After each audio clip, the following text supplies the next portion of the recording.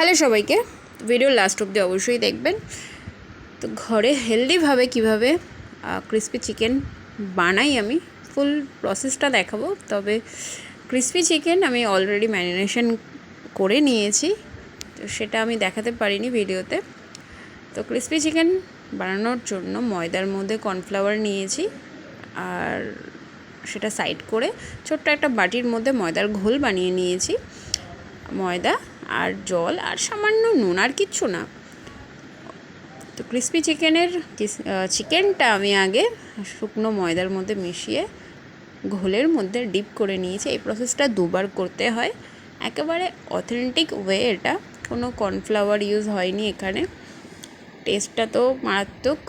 আমি এভাবেই আমার বাচ্চাদের ঘরে করে দিই, আপনারাও করতে পারেন এভাবেই।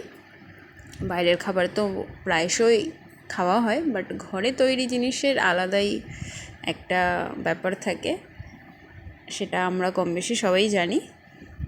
এনিওয়েজ, একে একে সবগুলি আমি এভাবেই ডিপ করে নেব। আর আমার চ্যানেলটি কিন্তু সাবস্ক্রাইব করতে ভুলবেন না। আর ভিডিওটি কেমন লাগলো অবশ্যই কিন্তু একটা লাইক কমেন্ট করবেন। আর ফুল রেসিপি আমি ক্যাপশানে দিয়ে দেবো, ডেসক্রিপশানে দিয়ে দেবো ইউটিউবের, আপনারা দেখে নেবেন।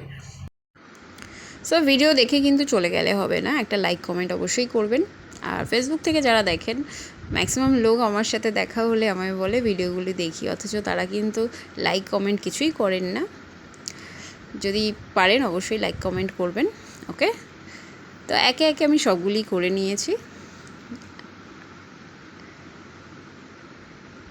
আপনারা অবশ্যই এভাবে ট্রাই করবেন,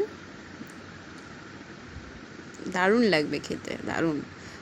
আর রেডি করে নিয়েছি সবগুলি, জাস্ট এখন ফ্রাই করব। তো কড়াই গরম হয়ে গেছে, হোয়াইট অয়েল আমি নিয়েছি ফ্রাই করার জন্য।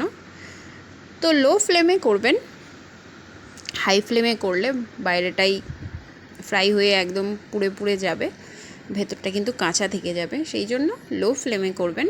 ওকে, আর যদি দুবার ফ্রাই করতে পারেন ভালো, বাট কোনো আলাদা করে কিছু তেমন হয় না, ওয়ান টাইম ফ্রাই করলে এনাফ, কিন্তু ফ্লেমটা যেন লো থাকে, কেমন।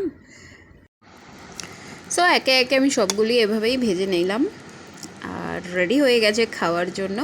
ভিডিওটি দেখার জন্য ধন্যবাদ সবাইকে, ভালো থাকবেন সবাই।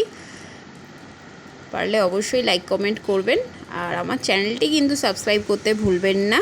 ওকে, থ্যাংক ইউ ফর ওয়াচিং। পারলে একটা শেয়ার দিয়ে দেবেন।